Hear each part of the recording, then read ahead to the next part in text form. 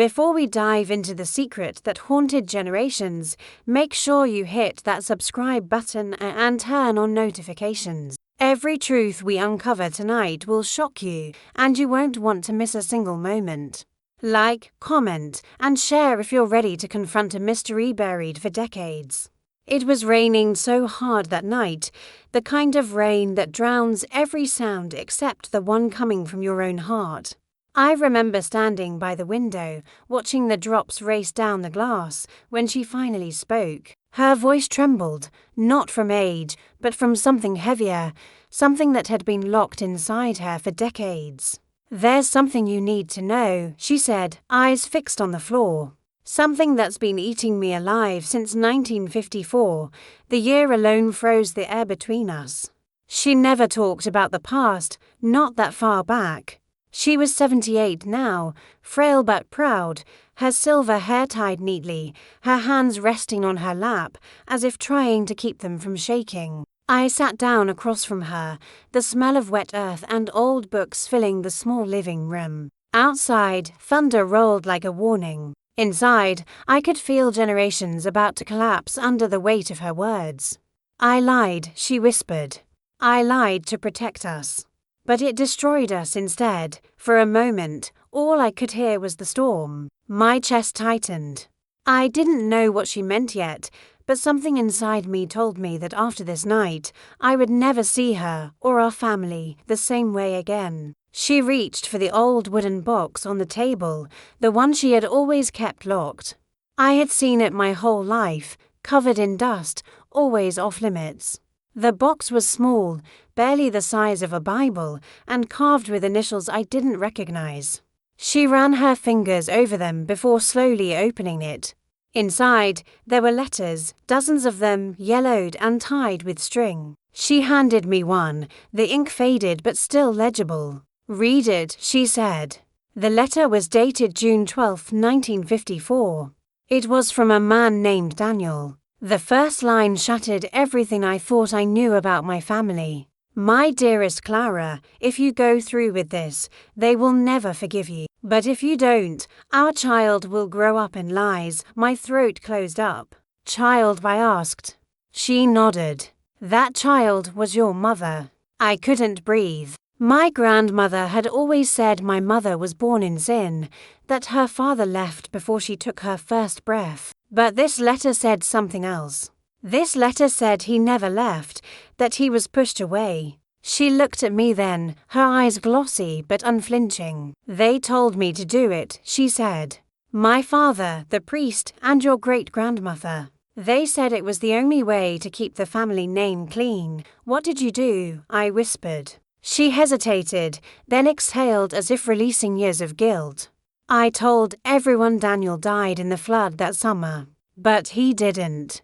He left because I made him believe I wanted nothing to do with him or the baby." The words hit me harder than the thunder outside. My grandmother, the woman who raised me with Bible verses and rules carved in stone, had built her life on a lie. But she wasn't done. She leaned forward, her hand trembling as she placed another letter in front of me. This one wasn't from Daniel. It was signed by her father. "Do not bring shame to this family again, Clara. What's done is done. You will marry who we choose, and you will never speak his name again." Tears streamed down her face. "They made me marry a man I didn't love. They took my child from me for the first 3 months, said she needed to forget her real father. And I did what they asked. I built a life over bones." For years, I had wondered why my mother never spoke kindly of her childhood, why every family dinner ended in silence, why the portraits on the wall seemed to watch us like ghosts. Now I knew. "I wanted to tell you sooner," she said, "but every time I tried, the fear came back. That someone, somewhere, would drag us back into that church and make me pay again for what they called a sin." The clock ticked. The rain didn't stop. And I realized the secret she had kept wasn't just about forbidden love. It was about power. About how faith, pride, and fear could twist an entire family tree into something unrecognizable. When she finished speaking, she looked lighter, almost translucent, like part of her had already left this world. "Now you know," she said softly. "Now you understand why your mother could never forgive me, and I did. But I also understood something else, something she didn't say. This wasn't the end of the story. There was something missing, something that still didn't make sense. Because if Daniel never died, where did he go? And why did his letters stop after 1956? Outside, lightning struck so close the whole house flashed white. She flinched, not from fear, but from memory. "It wasn't just me," she whispered, barely audible. "There was someone else." I leaned closer. "Who?" She looked up, tears mixing with the rain leaking through the window frame. Her lips parted, and then she said a name I had never heard before. A name that made my blood run cold. The name hung in the air like smoke, heavy, choking, impossible to ignore. "Elias Romero." She said it so softly I almost thought I'd imagined it. I repeated it under my breath, testing how it felt against the silence of that house. Elias Romero. It didn't belong to anyone I knew or anyone in our family tree. But the way she said it, it was as if saying it broke something sacred, something she'd spent a lifetime protecting. "Who was he?" I asked. She stared at the rain-soaked window, her reflection blurred by the streaks of water. "He was the man they chose for me, the man I was forced to marry." Her voice cracked, like the sound of an old record slipping. "And the man who made sure Daniel disappeared for good." I froze. The ticking clock behind us suddenly seemed deafening. "Disappear?" I asked. She nodded once. "He was never meant to survive the flood." But Elias made sure he didn't. The room tilted for a moment, as if the air itself recoiled from her confession. My stomach turned. "Are you saying he—" "Yes," she cut me off. "He killed him." The storm outside intensified, almost as if the night was reacting to her words. Lightning flashed, revealing the fear carved into her face, decades of it. "I never saw the body," she said, "but I saw the look in Elias's eyes when he came back that night. His clothes were soaked. He said it was done, that the name Daniel would never be spoken again. For years, I had thought the cruelty in our family began with silence, that it was born from pride and shame. But now I understood it was born from blood. I tried to leave," she continued, her voice barely audible. "But he owned everything. The land, the house, even the church donations went through his name. I was nothing. And when your mother was born, he made sure she grew up thinking he was her savior, not her captor." I swallowed hard. I could feel my pulse in my temples. "How long did you stay with him?" 23 years, she whispered. 23 years of pretending. The words hit me like a physical blow. I pictured her, young, trapped in that house, her every move watched, her every letter burned. "He used the church," she said, "to keep everyone quiet. He'd donate money, fix the roof, feed the poor. Everyone loved him. No one questioned the bruises or the way my daughter flinched when he walked into a room." I closed my eyes, the image too heavy to bear. "Why didn't you ever tell anyone?" I asked. "Why didn't you go to the police?" She looked at me then, really looked.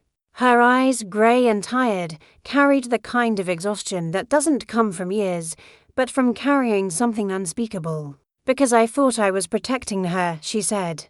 "I thought if I stayed quiet, he'd stop. But silence doesn't protect anyone. It just feeds the monster." Her hands were trembling now. I reached out and held them, and for the first time in my life, she didn't pull away. "There's more," she whispered. "Much more.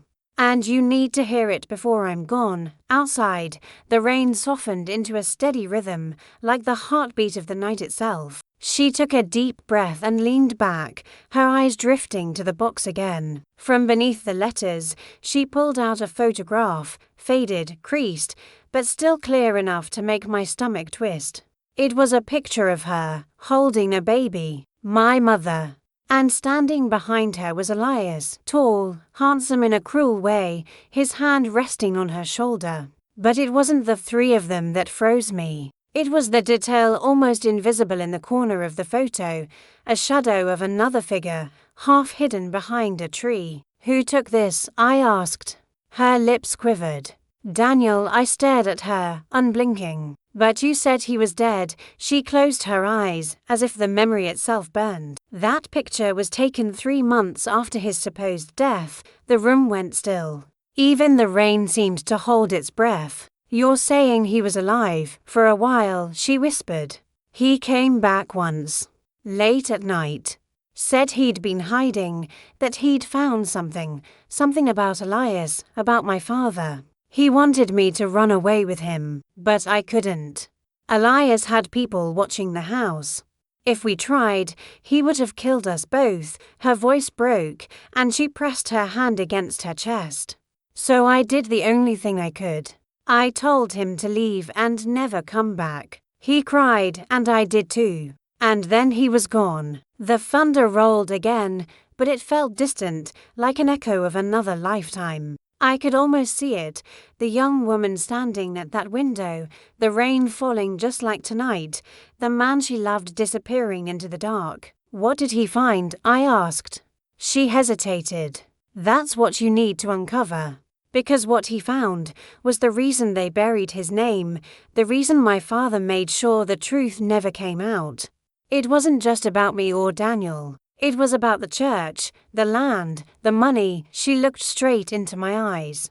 "You think this is about love and betrayal, but it's not. It's about legacy, about what men will do to protect their names, and what women are forced to sacrifice to survive it." She fell silent then, her breathing shallow. I sat there, unable to move, the rain whispering against the glass like an old secret. When she finally spoke again, her voice was so faint I had to lean in to hear it. "Promise me one thing," she said. "Promise you'll find the truth, and that when you do, you'll tell it. Even if it destroys what's left of us." I nodded, my throat tight. She smiled weakly. "Good," she murmured. "Because the truth always finds a way to come home." As she drifted into sleep, I looked again at the letters, the photo, the shadow in the corner, and for the first time I felt it. The weight of generations pressing down on me. And in that moment, I knew the rain wasn't going to stop until I unearthed every secret buried beneath our family name. The storm had passed by morning, but the air still felt heavy, as if the night itself had left something behind. My grandmother was asleep in her chair, the box of letters resting on her lap like a confession too late to take back. I knew she didn't have much time left, and whatever truth she'd carried was now in my hands. I didn't feel ready, but I knew if I didn't move now, it would all be lost again, just another secret buried under family pride. I left before dawn. The road to the old town was still slick with rain, winding through fields that had once belonged to our family. I remembered running through them as a child, barefoot and laughing, never realizing the soil beneath my feet had been soaked in lies. My first stop was the municipal archive, a crumbling building that smelled of dust and mildew. Inside, an old clerk named Raphael sat behind the counter, his glasses slipping down his nose as he shuffled papers. "I'm looking for birth and marriage records," I said, trying to sound casual. "From the early 1950s. Family name, Romero." He frowned, adjusting his glasses. "Romero, you said. That's a name I haven't heard in years." He disappeared behind a row of shelves, his footsteps echoing. When he returned, he placed a thick, leather-bound register on the counter. "You're in luck," he said. "Most of these burned in the flood of '56. But this one survived." I turned the brittle pages carefully, my hands shaking. There it was, Elias Romero, married to Clara Vasquez, June 1954. But something didn't make sense. The record had been altered, a different pen, different ink. Someone had overwritten the witness names, and one of them was crossed out entirely. "What happened here?" I asked. Raphael squinted. "Hard to say. That handwriting isn't from the registrar. Probably added later." He leaned closer, lowering his voice. You know, there were rumors about that wedding. The priest refused to perform it at first. Then, overnight, he changed his mind. 2 days later, he left town. My stomach turned. Do you know his name? He nodded. Father Miguel Alvarez. That name, Alvarez, hit me like a slap. It was my great-grandfather's surname. I thanked Raphael and stepped outside, my head spinning. The rain had stopped, but the sky was still grey, like the town itself was holding its breath. I sat in my car, staring at the old church across the street, the same one where my grandmother had been forced to marry Elias. Its steeple pierced the clouds like an accusation. I walked through the heavy doors, the smell of wax and damp stone filling my lungs. Candles flickered in the corners, and a single old woman prayed near the altar. I approached a side door marked Records Clergy Only. It was locked, but the hinges were weak. I shouldn't have done it, but I pushed.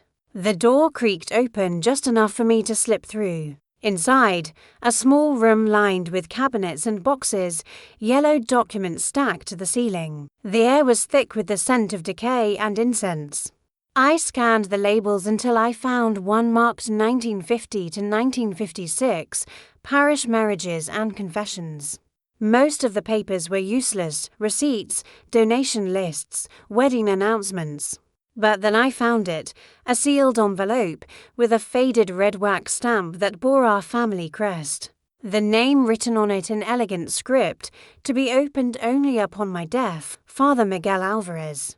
My hands trembled as I broke the seal. Inside was a letter dated July 2nd, 1956.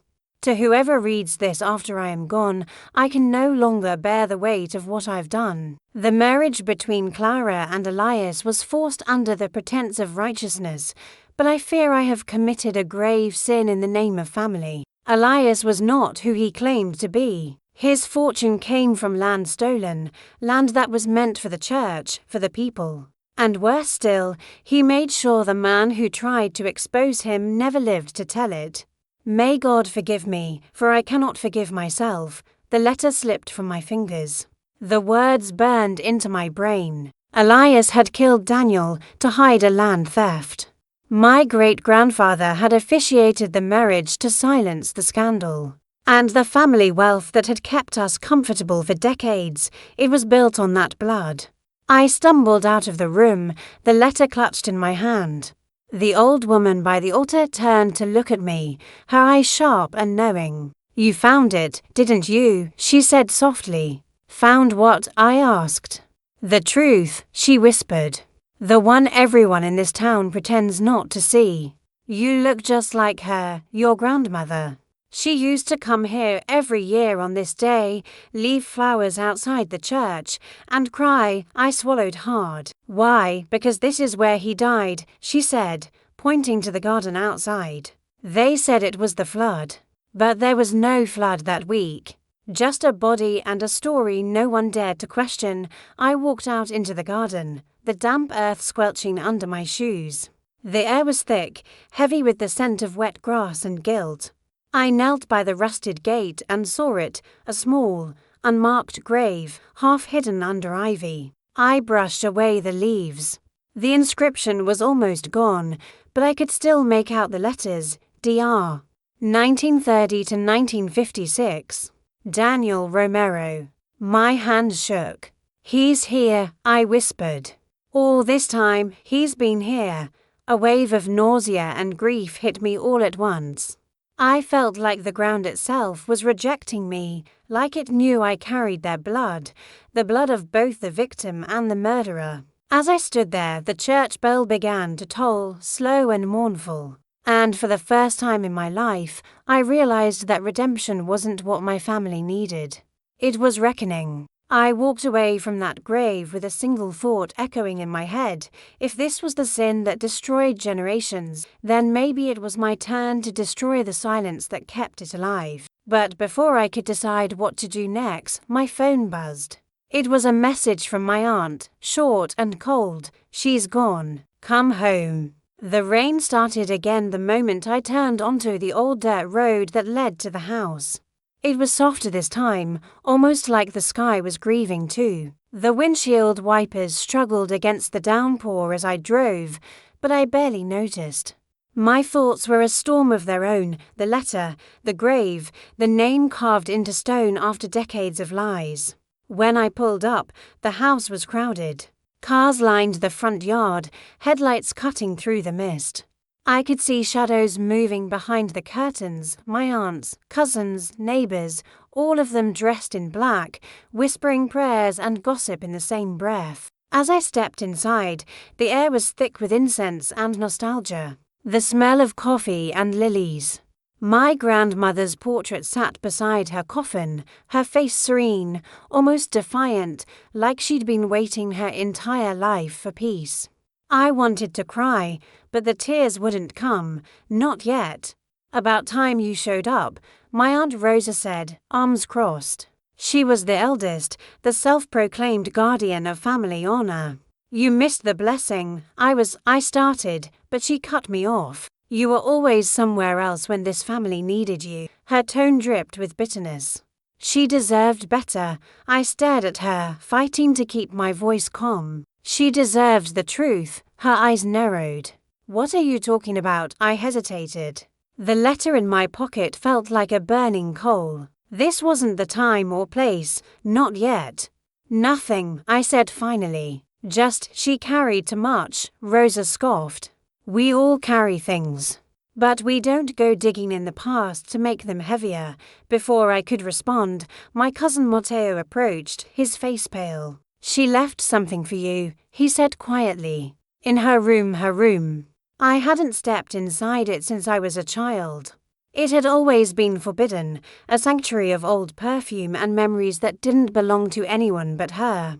I walked down the narrow hallway, the creak of the floorboards echoing like whispers from the past. The door was half open. Inside, everything was just as she'd left it, the lace curtains, the worn Bible on the nightstand, the rosary tangled in its pages. But what caught my attention was the small wooden box on her dresser, the same one from that night. Only now, it was empty, except for a single brass key and a note written in shaky cursive, for when you're ready to finish what I couldn't. The key was old, ornate, the kind used for safes or trunks. I turned it in my hand, my pulse quickening. What else had she hidden? I looked around the room, beneath the bed, behind the dresser, under the loose floorboard she used to warn me not to step on. That's when I found it. A small compartment, barely visible, carved into the floor. Inside, wrapped in faded linen, was a leather journal, cracked, worn, and tied shut with string. My hands trembled as I untied it. The first page bore her name, Clara Vasquez de Romero, and beneath it, a date, 1957 to 1980. The handwriting was smaller than I remembered, neat and precise. I turned to the first entry. They told me to stay quiet, but silence is killing me faster than he ever could. Every night I hear his voice, every time it rains I see his face in the glass. Elias watches me like a warden. I can't breathe in this house. If anything happens to me, let them know Daniel was right. The land wasn't his. It was stolen, and someone else knows. I kept reading. Entry after entry, fear, guilt, longing. But the further I went, the darker it became. She described men coming to the house late at night, whispering in Elias's study, carrying ledgers and sealed envelopes. Names of families. Bank accounts. Bribes. One entry made me stop cold. He said if I ever spoke, they'd take the girl. That they'd make her disappear like they did to Father Miguel. I can't let that happen. I'll endure this until she's old enough to leave. Until she's safe. Father Miguel. The priest who wrote the letter I found. My great-grandfather's brother. I felt sick. Someone knocked softly on the door behind me. It was Matteo. His eyes flicked to the open journal. What's that? Her diary, I said. She knew everything. He stepped inside, his voice low. You shouldn't show that to Rosa. She'll burn it. Just like she burned the letters from our grandfather before the will was read. What letters? He hesitated. The ones about the inheritance. There was supposed to be money left to a charity, something about the flood victims. But it vanished. Rosa said it was a clerical error. My mind raced. The land, the church, the missing money, it all connected. The fortune wasn't just stained by blood, it was built on it. Matteo leaned closer. You think that's what she meant by the key? I looked at it again. The metal was cool, heavy, and etched with numbers 19 to 56. The year Daniel died. I think it opens something that's been locked for 70 years, I said.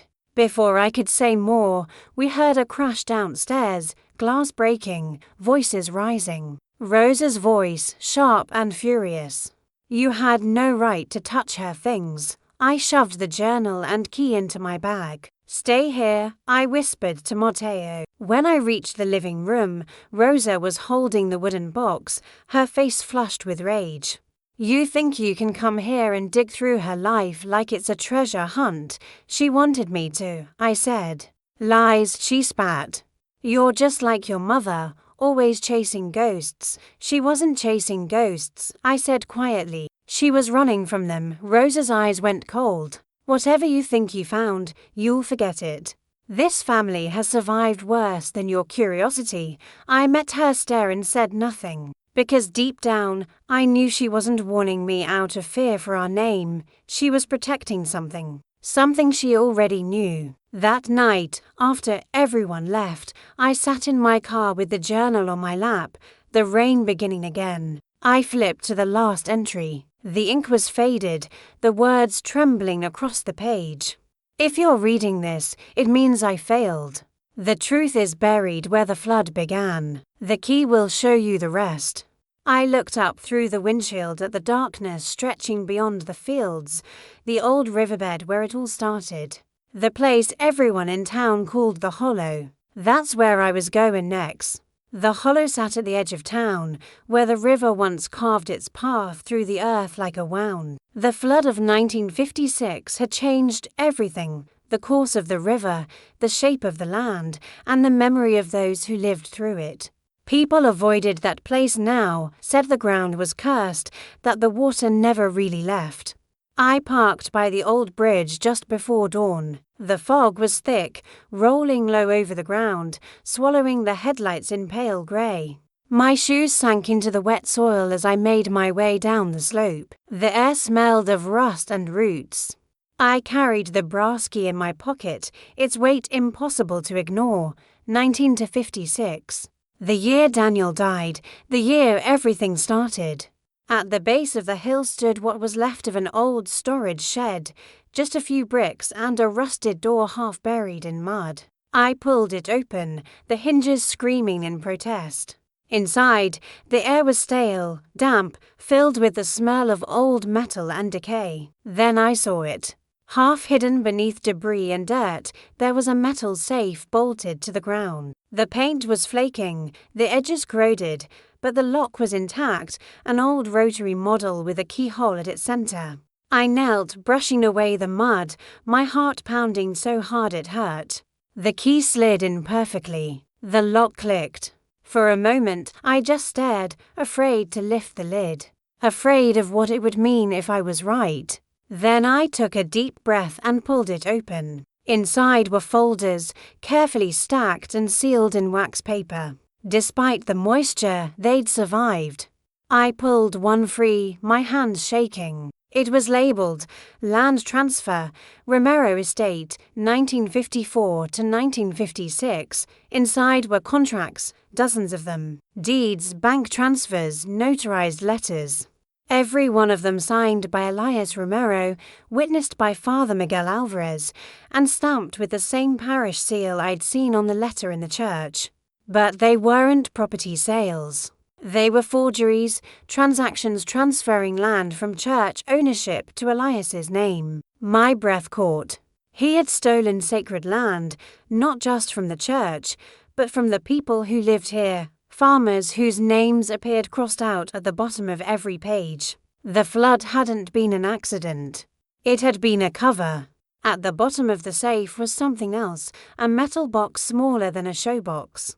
When I opened it, I found photographs.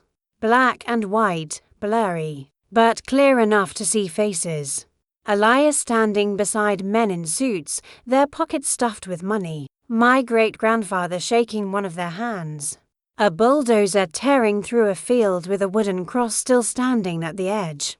And then, one photo that made me go cold. Daniel. He was standing in front of the church, holding papers, these same documents, I realized.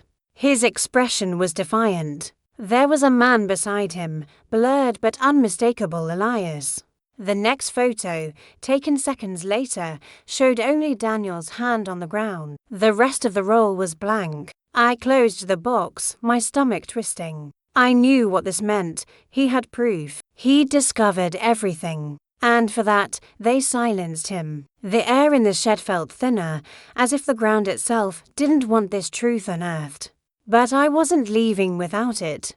I packed the documents, the photos, the box, everything. When I turned to leave, I saw tire tracks in the mud, fresh ones. Someone else had been here. I froze, listening. The fog shifted. A sound, faint but real, footsteps, squelching in the distance. "Who's there?" I called. No answer. I backed toward my car, every instinct screaming at me to run. But before I reached the top of the hill, a voice cut through the mist. "You shouldn't have opened it." I turned. Rosa. Standing there, her black coat soaked, her face pale but composed. "You knew," I said. Her eyes flicked to the safe behind me. Of course I knew. "Do you think we kept this family standing on prayers alone? You lied," I said. "All of you. You let her carry this guilt while you protected him. She made her choice," Rosa snapped. "She stayed. She played the part. And when Elias died, we inherited everything. You think tearing it down now will bring anyone back? It'll bring the truth back," I said. She stepped closer, her voice lowering. "You have no idea what you're dealing with. Those papers, they don't just condemn him, they condemn us. Every generation, every name tied to that land. You expose that and you destroy all of us, then maybe we deserve to be destroyed." For a moment, neither of us moved. The fog swirled between us, silent witnesses to 70 years of sin. Then she did something I didn't expect. She smiled, sad and tired. "You sound just like her," she whispered, "Clara. Always chasing redemption in a world that doesn't offer any." She turned and walked away, disappearing into the mist. I stood there for a long time, the rain beginning again, the papers clutched to my chest. Part of me wanted to burn them, to end it all right there. But another part, the one that still believed in my grandmother's trembling handwriting, wouldn't let me. When I got back to the car, I spread the papers across the passenger seat. On the back of one document, something caught my eye, faint ink marks, words scrawled in a different hand. "If found, deliver to the Herald, confidential. Truth buried under water will still rise." It was Daniel's handwriting. He had planned to go public. And now, 70 years later, I would finish what he started. I drove back through the fog, the documents beside me glowing faintly in the dashboard light. But as I crossed the bridge, I noticed something in the rearview mirror, a pair of headlights, following at a steady distance. They didn't belong to Rosa, and they didn't turn away. The rain grew heavier as I drove, each drop hitting the windshield like a ticking clock counting down to something inevitable. The headlights behind me stayed at a distance, not too close, not too far. Whoever it was, they knew what they were doing. I turned off the main road, taking the narrow path that wound through the woods toward my grandmother's house. For a moment, I lost sight of the lights behind me. Relief came like a breath I didn't know I was holding until I saw them again in the rearview mirror. Still there. The documents on the seat beside me shifted with every turn, whispering against each other like restless ghosts. I couldn't shake the feeling that the car was full of voices, Daniel's, my grandmother's, maybe even Elias's, all watching, waiting to see what I'd do next. At the edge of the property, the engine sputtered and died. I tried the key again. nothing. Just the sound of rain hitting metal. The other car stopped about 20 meters behind me. Its engine hummed low, steady. The driver didn't get out. For a second, all I could see were the twin beams of its headlights cutting through the rain, cold, unblinking eyes. Then the lights turned off. Darkness swallowed everything. My pulse quickened. I grabbed the folder and the small metal box, shoving them into my jacket, and stepped out into the storm. The mud sucked at my shoes as I ran toward the porch, slipping once, my hand scraping against a rock. When I reached the door, I turned, nothing but rain and blackness. The other car was gone. Inside, the air was still. The clock on the wall ticked faintly, the sound to soft and to loud all at once. I locked the door, pulled the curtain shut, and laid everything out on the table, the deeds, the photos, Daniel's note. My phone buzzed. No number. Just a message, stop digging. Another followed. Some truths die for a reason. The screen flickered, then went black. I sat there, shaking, the candlelight casting shadows across the papers. One photo slipped to the floor. The one of Daniel and Elias outside the church.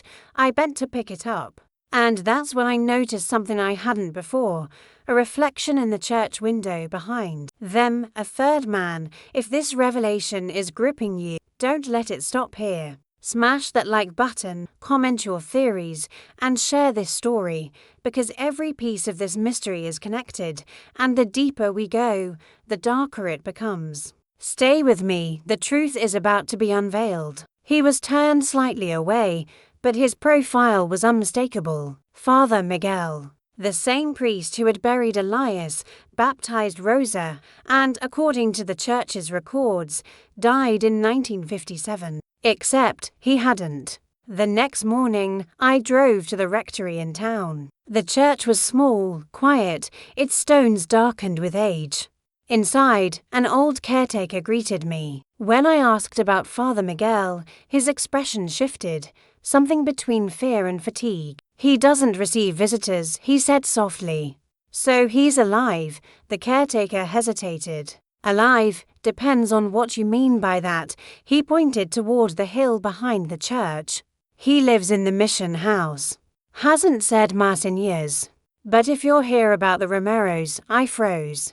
How do you know that name? Because everyone who comes looking for him eventually leaves that name behind. I thanked him and walked up the narrow path. The mission house was half hidden by ivy, the windows fogged. I knocked.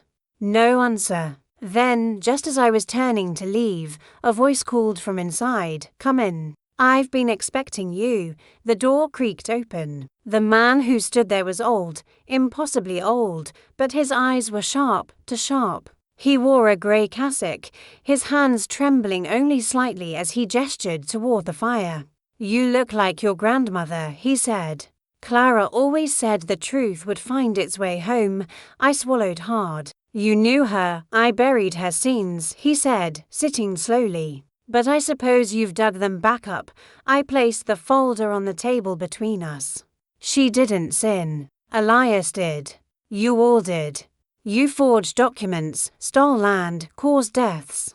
And when Daniel found out, he raised a hand. "Stop." For a moment, his composure cracked, his voice thinning. "You think you know what happened, but you don't.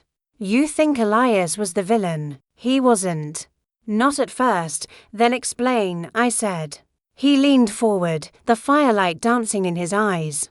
"When the church began losing land to the government, Elias offered to help, to protect it by putting it under his name. It was supposed to be temporary, but greed grows in shadows.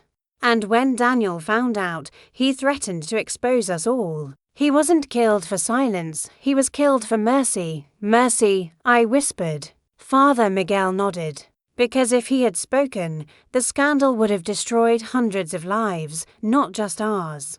So we made a choice." My stomach turned. "You murdered him." He didn't answer, just stared into the fire. "You can't carry this forever," I said. "The truth will come out." He smiled faintly. "It already has. You're here, aren't you? Then he reached into his robe and placed a small, sealed envelope on the table. "She left this for you, Clara. Said you'd come when the time was right." I hesitated before opening it. Inside was a single photograph of a woman holding a baby, my grandmother, and the man beside her, Elias. But the baby, the child, looked nothing like them. On the back, in my grandmother's handwriting, "Forgive me. You were never meant to carry his name." My vision blurred. My breath stopped. The room seemed to tilt, the weight of every lie, every sin, every silence crashing down at once. I wasn't a Romero. I was Daniel's blood. And suddenly, everything, the warnings, the threats, the inheritance, made sense. They hadn't been trying to protect the truth. They'd been trying to protect me. I don't remember driving back. The road blurred into streaks of grey and rain, the envelope clutched so tight in my hand the paper tore slightly at the edges. I replayed it again and again in my head, the photograph, the handwriting, the baby's face that mirrored the same eyes I saw every morning in the mirror. Mine, Daniel, wasn't a stranger anymore. He was my blood, my name, my truth. But if that was true, what did that make the people who raised me, the ones who'd built their lives around silence and guilt? I thought of my mother, the woman who spent her life under a cloud she couldn't name. She must have known, or at least suspected. And she carried that knowledge like a curse until the day she died. When I reached the house, dawn was breaking, the sky a dirty mix of ash and gold. My grandmother's chair was empty, the blanket still folded neatly on the armrest, like she had only stepped away for a moment. The candle I'd left burning had melted into nothing but wax and memory. I sat where she used to sit, laid the photograph in front of me, and let the silence take over. Then I heard it, a faint sound, like wood creaking under footsteps. Coming from the attic. Every instinct told me not to go. But I did. The stairs groaned under my weight as I climbed. The attic door was half open, the smell of dust and rain mixing with something faintly sweet, lavender, her perfume. Inside, the air was thick. Piles of boxes, old furniture draped in sheets, the kind of place where time just stopped. And there, at the far end, under a single cracked window, stood a trunk I'd never seen before. It was different from the others, metal, not wood. Heavy, industrial, almost military. The lock was rusted but weak. One hit with a hammer from the workbench downstairs and it gave way. Inside, journals. Stacks of them bound in dark leather, every page filled in my grandmother's handwriting. The first line of the first one read, "To the one who will bear the truth when I no longer can." I turned the pages slowly, each entry a wound reopening. She had written everything, the manipulation, the threats, the forged signatures, the deal between Elias and the church. How she had been forced to lie, not once, but over and over, until she couldn't tell what was real anymore. And then, the part that made my stomach twist, they didn't just take Daniel's land. They took his life, not with their hands, but with their silence. When he returned in 1956 to take his child, they told him she was dead. He left believing it. And in his grief, he became something else. Someone else. I froze. The next line was barely legible, smudged by tears or time. He became Father Miguel. The room tilted. It didn't make sense. I just met Father Miguel, an old man, frail, remorseful. But if he was Daniel, that meant he'd been watching us all along. I flipped to the last entry. The ink was darker, fresher. She'd written it just months before she died. I forgave him when he confessed. I told him our granddaughter deserved the truth, but he said no. He said the truth would kill her faster than any lie. My breath caught. He knew I would come. He'd waited for me. I ran downstairs, heart hammering, the journal in my hand. The phone on the wall rang once, a sound so sharp in the quiet it made me jump. I picked up. Silence. Then the same voice I'd heard before. Calm, deliberate. "You shouldn't have opened that trunk. I swallowed. Who is this per pause? Then, softly, it's time you come back to the church. The line went dead. By the time I reached the mission house again, the rain had stopped. Mist clung to the ground like smoke. The door was open this time, swinging lightly in the wind. Inside, Father Miguel was gone. But on the table, where the photograph had been, there was a note written in the same trembling hand. I couldn't protect them all, but maybe I can protect you. Leave now. The truth is heavier than you think. Underneath it, a key. And beside it, a small, leather-bound Bible. I opened it carefully. Pages fell loose, and between them, hidden in the spine, a folded piece of paper, an old death certificate. Daniel Romero. Died October 3rd, 1956. Cause drowning. Stamped. Signed. But across the bottom, in faded ink, VOID. I felt the chill crawl up my spine. He'd faked his death. He'd buried his own name to become the man who'd buried everyone else's truth. And my grandmother, she'd known the whole time. I stumbled outside, gasping for air, the key still in my fist. Somewhere beyond the fog, I heard the echo of church bells, slow, hollow, endless. And then I saw it. Parked at the edge of the path, the same black car from before. This time, the door was open, and on the driver's seat, wrapped in plastic, was another envelope, with my name written across it in handwriting I recognized instantly. Daniel's. I stood there, drenched in mist, my pulse hammering so hard I could feel it in my throat. The envelope was already damp, its edges curling under the soft drizzle. My name written in Daniel's elegant, deliberate handwriting looked hauntingly alive, like it had been written yesterday, not 70 years ago. The car was empty, keys still in the ignition. No footprints in the mud. No sound except the wind moving through the trees. Whoever had left this didn't want to be seen. Or maybe they were already watching. I sat in the driver's seat and shut the door. The world outside disappeared. Just me, the rain, and the letter. When I tore it open, the smell of old paper hit me, a smell that somehow carried both death and truth. The ink had bled slightly, but the words were still clear. My child, if you are reading this, it means Clara found the courage I never did. I tried to bury the past beneath forgiveness, but some roots grow through stone. You were never supposed to live in their shadow. When I left that town in 1956, I thought I was protecting you from the curse that came with our name. But curses aren't in blood, they're in silence. I became a man of God not because I believed in redemption, but because I needed a place to hide my guilt. Every baptism, every funeral, every whispered prayer was a way to bargain with a God I no longer trusted. And yet, when I looked at your mother from afar, I saw you. I saw the eyes that were mine, and I knew one day you'd come looking for me. You want to know about the sin that destroyed us. It wasn't love. It wasn't betrayal. It was the deal Elias made with heaven and hell at once.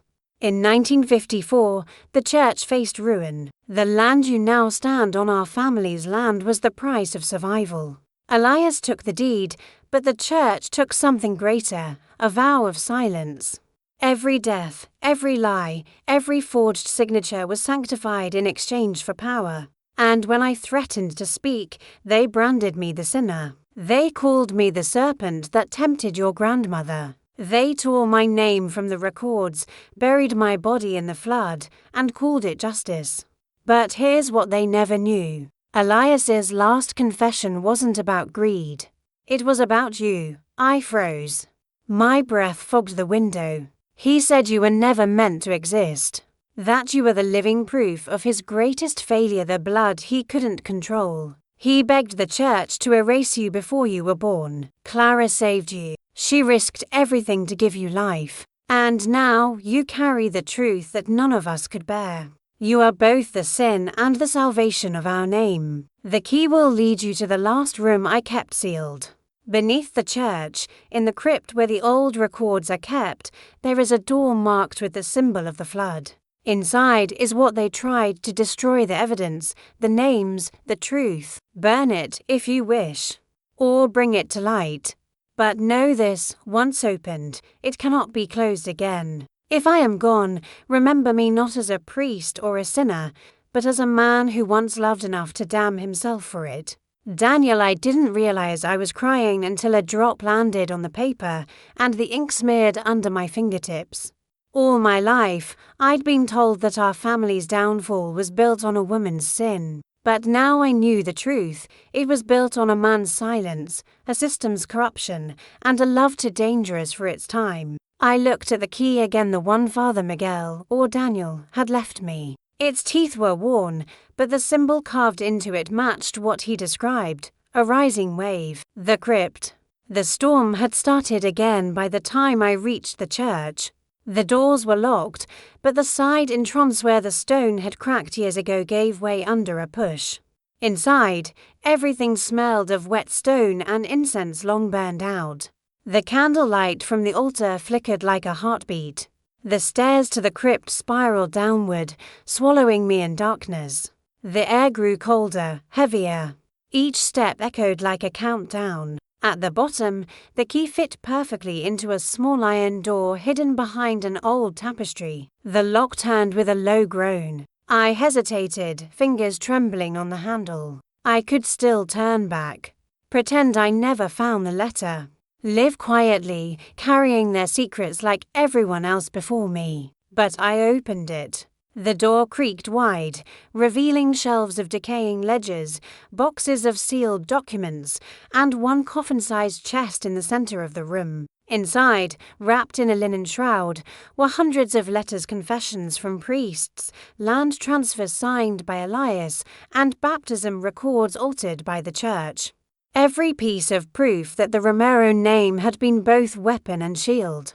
And at the very bottom, one final envelope, unsealed, addressed in Daniel's handwriting, to the one who dares to tell the truth. I lifted it carefully. Inside were photographs of the flood, of the bodies, of the church standing untouched while everything else drowned. And one note, short and simple, it wasn't an accident. My hands went cold. The flood that had taken half the town, my family's tragedy, the cornerstone of our story, hadn't been a storm of nature. It had been a cleansing, a man-made flood. The words wouldn't leave my head. It wasn't an accident. They repeated themselves, louder each time, like the sound of water running under the floorboards. I stared at the photographs spread across the crypt floor. Bridges collapsed before the rain had even begun, dam gates opened at night, parish records marked lost months before the flood. Each photo was a piece of a puzzle someone had tried to burn, but the paper had survived. Because the truth always does. I ran my fingers over one of the images, an aerial shot of the valley before the disaster. You could see the church sitting on high ground, untouched, immaculate, like a witness who refused to speak. In the lower part of the photo, the town stretched outward, homes, farms, fields. Everything that was taken. And there, in the corner of the picture, a set of initials scribbled in blue ink, E.M. Elias Montero, my great-grandfather. I took the photo closer to the candlelight, and for a second I swore the ink shimmered, as if the past itself were alive and restless. My pulse wouldn't slow. I picked up another document, a typed report dated October 5, 1956. Hydroelectric Safety Commission, internal memorandum at 2:47 a.m. per authorization of the property holder. Montero, sluice gates 3 and 4 were opened to relieve pressure from the upper dam basin. The operation was not registered in municipal records.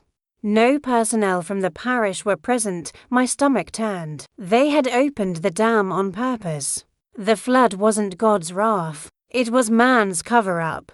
And the lives it took, Daniel's included, were the cost of keeping a name clean. I felt dizzy, gripping the wall for balance. The candle flickered, the flame bending sideways as if pulled by a draft. But the air wasn't moving. The room was sealed. Then I heard it, footsteps above me, slow, heavy. Someone else was in the church. I grabbed the folder and backed toward the door. the candle shaking in my hand. The footsteps stopped, and a voice echoed down the stairs. "You found it, didn't you?" I froze. It was a woman's voice. Calm, almost tender. She stepped into view, her black coat soaked from the rain, her face half hidden by shadow. For a moment, I couldn't place her until she spoke again. "My name is Sister Helena. I took over the parish records after Father Miguel passed. The word felt wrong. "You mean, after Daniel?" She smiled faintly. "So he told you." I tightened my grip on the folder. "Did you know what they did?" Her eyes softened, but there was no denial in them. "I was born after the flood, but we all live off its ruins. The church, the families, even you. That water built everything that stands here now. The dam was opened," I said. "Elias did it. You all covered it up." She took a step closer, her shoes leaving wet prints on the stone. "Do you think exposing them will bring anyone back? You'll destroy what's left of this town. You'll turn ghosts into weapons. They deserve to be heard. They already were," she whispered. "Every night. In the confessional, every prayer, every silence. We've been confessing for 70 years. I shook my head. "That's not redemption. That's rot," she sighed, reaching into her coat. For a split second, fear shot through me, but she only pulled out a small wooden cross, its surface darkened with age. "This was his," she said, handing it to me. "Daniel's. He kept it until the day he died." I looked down. The back of the cross had been hollowed out, a slip of folded paper hidden inside. Helena nodded toward it. "He wanted you to have that. Said it was the last thing you'd need to understand." My hands trembled as I unfolded it. "Water remembers. It carries what we bury in it. If you wish to know who gave the order, follow the water." I looked up. "What does that mean?" Helena met my eyes, and for the first time I saw something like fear in hers. "It means the person you're looking for isn't dead. The air left my lungs." "Who?" But she was already turning toward the stairs. "You'll find them where the water began." Then she disappeared into the darkness above. I stood there, clutching the cross, the note burning in my hand. "Where the water began. The old dam." I drove through the storm until the church vanished behind me. The road wound down into the valley, or what used to be the valley. Now it was a reservoir, calm on the surface, but I knew what slept underneath. When I reached the fence, I saw the sign, "Montero Energy Corp. Property of the state," the same name, the same bloodline, still profiting from what they drowned. I climbed through a break in the fence and walked to the edge. The moon broke through the clouds for a moment, lighting up the water's surface. It was so still, it almost looked like glass. And that's when I saw it, faint but visible under the reflection, the silhouette of a building beneath the waterline, a church steeple. The flood hadn't buried the church. It had moved it. The real church, the original, was still down there, trapped under decades of water and lies. And if the documents were right, then so was Daniel's body. I dropped to my knees, the key clutched so tight it cut into my palm. The same key from the crypt, the same symbol of the flood carved into its metal. And I finally understood. The key wasn't for a door. It was for a gate. Beneath the dam. The place where the water began. The wind tore across the reservoir, slicing through my coat as I clutched the cross and the key in one hand, Daniel's letters and the journal in the other. The water was black and endless, its surface unnervingly calm, hiding the past like a predator waiting beneath the skin. Every instinct in me screamed to turn back. Every story I had been told about family, loyalty, and survival flashed in my mind, each lie a thread pulling me toward a revelation I wasn't sure I was ready to face. The documents led me here, to the sluice gates at the far edge of the dam, rusted, monumental, silent for decades. I traced my fingers over the metal, feeling the grooves of the lock, the same symbol of the flood etched into the key I held. Heart hammering, I turned it. A deep mechanical groan answered me, echoing across the valley, like the ghosts of the dead were waking. The gates shifted, revealing a narrow, spiral staircase descending into darkness. The smell hit me first, damp stone, mud, and a faint metallic tang, as if the water itself had soaked the walls with its memory. Step by step, I descended. The light from the surface faded quickly, swallowed by the depth. The journal in my pocket rustled as I moved, its pages whispering like Clara's voice. The truth will find its home in your hands. The staircase ended in a low, vaulted chamber. My flashlight illuminated the walls, rough stone, carved with dates and names, the remnants of the families who had lived in the valley before the flood. And then I saw it, a heavy iron door, sealed with chains, the same flood symbol carved into it. I slid the key into the lock. The metal clicked, the chains fell away, and the door swung open, revealing a chamber that seemed untouched by time. Inside were documents, ledgers, photographs, hundreds of pieces of evidence that traced the lineage of corruption and cover-ups from Elias to the present. But at the center of it all was a wooden coffin, unassuming, yet heavy with the weight of decades. I approached slowly, heart in my throat. Lifting the lid, I found not a body, but a man seated upright, eyes closed as if in deep meditation. His skin was weathered, hair grey, yet there was a strength to him that spoke of decades spent watching, waiting, and controlling. And then he opened his eyes, piercing, sharp, and impossibly familiar. "Daniel," I whispered. He nodded, a faint smile breaking across his face. "You've come," he said. "I knew you would. You were the only one brave enough to follow the water." "Why?" I asked, voice shaking. "Why all of it? The flood, the lies, the deaths." His gaze softened. "Because some truths are too dangerous to live in the daylight. But now, it is time. The generations you think were lost, the sins you thought destroyed your family, they were never about punishment. They were about survival, about protecting you." I dropped to my knees. "Me, yes. You carry the blood, yes, but more importantly, you carry the choice.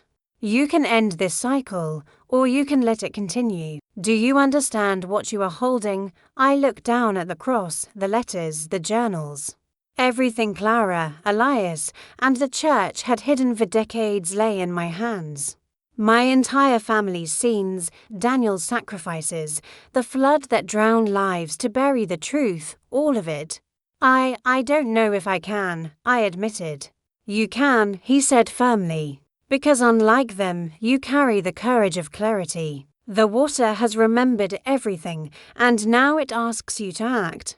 The sins buried under decades of silence are yours to reveal or conceal. But if you choose concealment, history will repeat itself. If you choose revelation, you will carry pain, yes, but also freedom." I closed my eyes, letting the weight settle. Images of Clara weeping, Daniel's last letter, the photographs of the flood, the ledgers of stolen land, all of it swirled together.